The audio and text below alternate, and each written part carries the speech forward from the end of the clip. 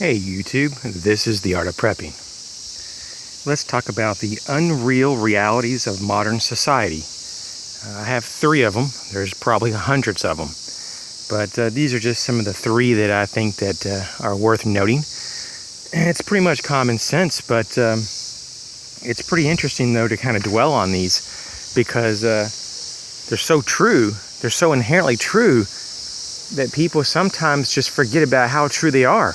And they get wrapped up in the illusion that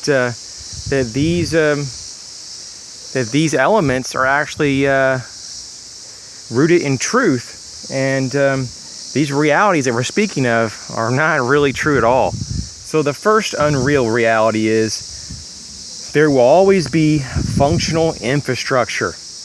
There are people who have never seen a non-functioning society, and so it's kind of understandable, especially for individuals that may be 20, 30, even 40 years old, that they've never had a large enough disaster, natural disaster, for example, in your area. They've never seen any kind of crisis in your country that you may live. Your country may have not had an economic collapse, or it may have not had a tsunami hit it, or a hurricane, or whatever.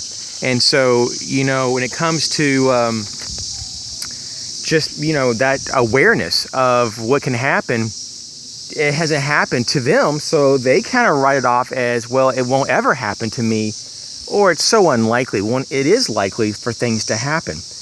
And I'm talking about the use of your roads, having public services that are readily available, and just basic things like being able to go to your grocery store or your big box store in your area and buy general goods that are on the shelf.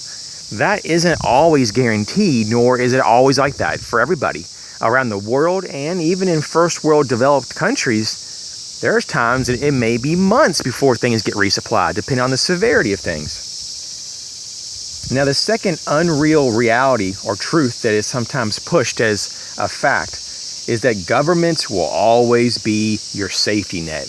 And you do see this a lot with the welfare status of the United States and Great Britain, that there's so much welfare, everything from your food to your housing assistance to your child care assistance, transportation assistance, even your phone with the Obama phones and all this Obama subsidies for your health care. I mean, it's almost like the full-featured welfare now in effect. Especially here in the United States. It's completely, pathetic. And so there's this idea of, well, if government takes care of the tab on everything else, there's a lot of people who believe, well, they're obviously going to be there if I have an emergency, right? I'm sure they're going to be there. And the reality is completely untrue. You don't have to look very far. Look at, disasters like Katrina and down in New Orleans, and you will see the government took in some areas as much as 3 to 4 weeks just to even show up. And that's not even to say that they've even brought relief with them. In some cases, they didn't bring almost anything with them. So if you're relying on FEMA or your state emergency management agency or your local emergency management agency, they may be so limited. They may be so low in resources. They may be so inadequate in their staffing to actually make a difference, that you'll realize real soon that you're responsible for yourself, not the government. And the last unreality is that government has your best interest in mind. So many people really do think, even in my area, even though it's predominantly not this way, but there are people that I've run into in public places that shocks the you-know-what out of me. I am like, what? How do you come to that conclusion?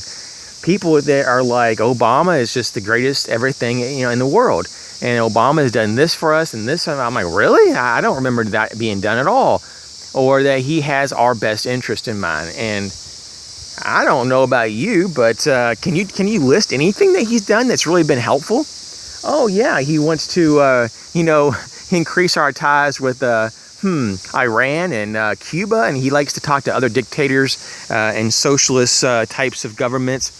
Boy, that's really good for us. Let me think. Oh yeah, he likes to push the socialized medicine on us a lot more, and dictate what kind of things we can and cannot buy in America. Oh, okay.